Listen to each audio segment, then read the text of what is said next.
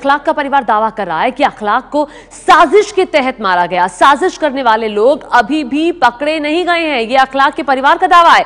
अखलाक के बेटे मोहम्मद सरताज और भाई चांद मोहम्मद से एबीपी न्यूज ने बातचीत की है।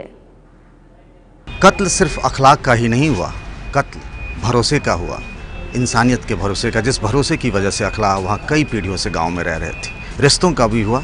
अखलाक किसी के माता थे, किसी के पिता थे, किसी के भाई थे, किसी के सुख दुख के साथी थे। दानिश, उनके बेटे का इलाज यहीं कैलाश हॉस्पिटल में चल रहा है। उनके भाई हैं और उनके बेटे यानी दानिश के बड़े भाई सरताज।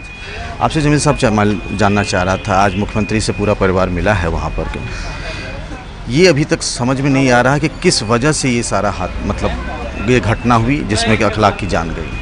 हम भी इसी बात से लेकर बहुत हर्ट हैं, उस फिक्र में भी है कि अभी तक नहीं तो प्रशासन कोई ऐसी बात खोज पाया कि इसका असली रीज़न क्या है।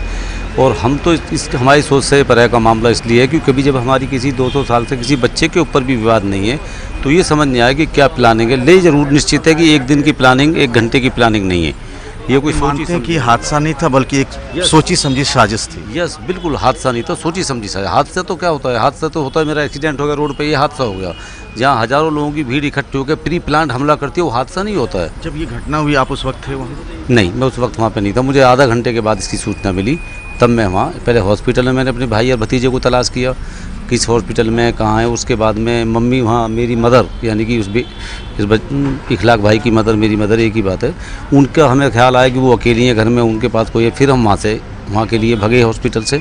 यहाँ तसल्ली होने के बाद वहीं पे हमें गांव में जाकर 4 बजे के करीब ये सूचना मिली, 4 बजे कि भाई हमारा अब इस दुनिया में नहीं है।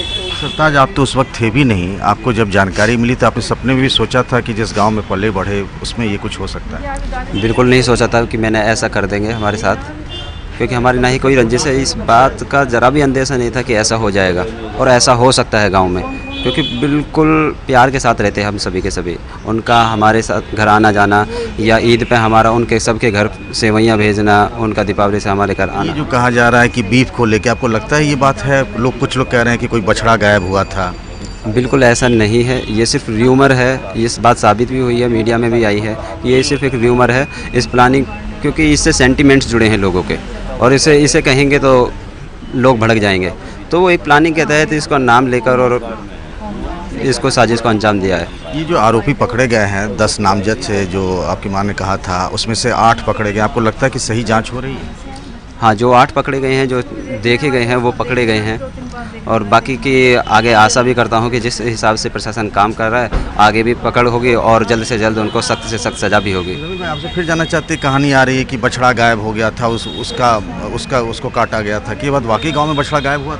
देखिए सर, मैं एक बात कहना चाहता हूँ आपके माध्यम से, बछड़ा हो, गाय हो, बिजार हो, हमें प्रशासन जो उस वक्त मौके पे पहुंचा और जो गांव के लोग उस वक्त मौके पे थे, हमें उसका कोई अवशेष उस वक्त का दिखाया जाए, उसका सिर दिखाया जाए, उसके पैर दिखाया जाए, उसके पेट का हिस्सा दिखाया जाए, कुछ तो दिखाइए। फिर गाय मेरे भाई ने खरीदी किससे, बछड़ा खरीदा किससे, किसका गायब हुआ है ज़रा बताएं, कौन है वो शख्स जिसका बछड़ा गायब हुआ? ऐसी भी जानकारी है कि आसपास के इलाकों में कुछ दिनों से वो काउ स्लॉटर के व्हाट्सएप पे मैसेजेस चल रहे थे, ऐसी जानकारी आपके पास? मैं व्हाट्सएप मैंने बंद कर दिया क्योंकि नेट में चलाता था, लेकिन मेरे छोटे बेटे हैं, आजकल बच्चे नेट में बहुत एक्सपर्ट है, वो गलत वेबसाइट ना खोल लें, तो मैंने कुछ टाइम से अपना नेट बंद करा रखा है, वो मैं यूज नहीं करता। मैंने नहीं पढ़ा है लेकिन सुनने में आ रहा है कि ऐसा हो रहा था। ये भी बात कुछ ऐसी आ रही कि एक होमगार्ड है, गांव का ही रहने वाला है, जिसने लोगों को इकट्ठा किया था। नहीं, लोगों को होमगार्ड ने इकट्ठा नहीं किया था, जहाँ तक मेरी नॉलेज में है बात, और प्रशासन बताएगा। होमगार्ड ने मंदिर में जाकर उस पुजारी को धमकाया था, जिससे उसने मैसेज फ्लैश कराया था इस तरह का।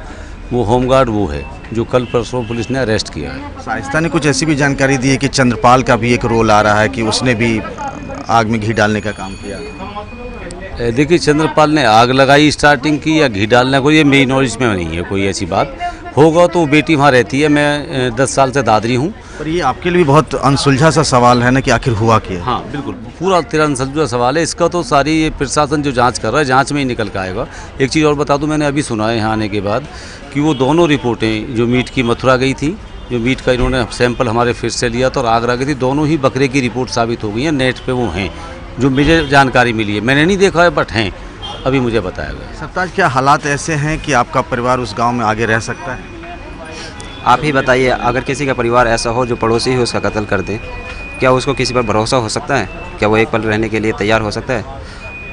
बाकी प्रशासन से उम्मीद है जैसा करेंगे वो बेहतर करेंगे। आप जमीले कुछ कह रहे थे इस मसले में। जान मोहम्मद नाम है मेरा। मैं ये आपको बता दूं कि 200 साल से मैंने अपने दादा की पैदाइश भी मेरे इसी गांव की है और मैं भी रहा हूँ बचपन से अब तक।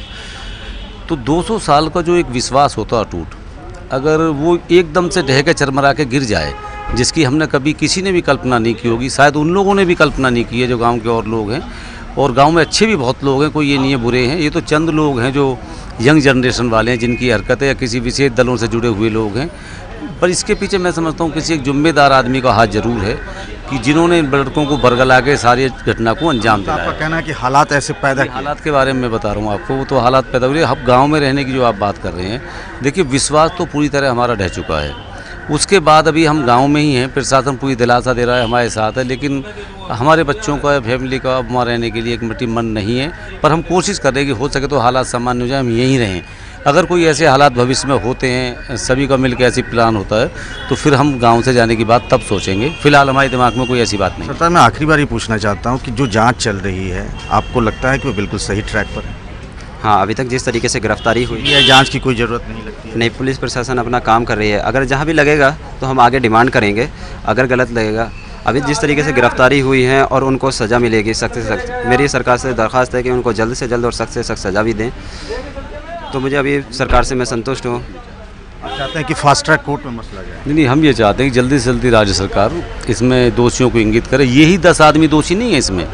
असली बीज बोने वाले, असली प्लानिंग करने वाले, मंदिर तक जाने वाले, वो कौन लोग हैं? उनका इनमें नाम है तो सही है, नहीं है तो और बहुत सारे लोग हैं। हिट करने के लिए 10 आदमी नहीं है। ये 10 आदमी सिर्फ वो हैं जो बच्ची, जो जवान बेटी है, घर से बाहर जाती भी नहीं है। उसने जिन्हें आइडेंटिफाई किया, जिन्हें रोज़ निकलते जाते देखती होगी, ये वो 10 लड़के हैं। असली मुजरिम इनके अलावा और भी बहुत हैं। तो जैसा कि अखलाक के परिवार का कहना है कि अब वो भरोसा नहीं रहा, जिस भरोसे की वजह से वो गांव में उन लोगों के साथ रह रहे थे, वो भरोसा ख़त्म हो चला है। उनको विश्वास है कि शायद राज्य सरकार की जो जांच है वो सही दिशा में जा रही है, लेकिन अब भी असली मुजरिम बाकी हैं। कैमरामैन वेद के साथ पंकज झा, ABP न्यूज़, नोएडा। तो अखलाक का परिवार सीधे सीधे ये कह रहा है कि ये हादसा नहीं था, ये सोची समझी साजिश थी, ये सुनियोजित घटना थी।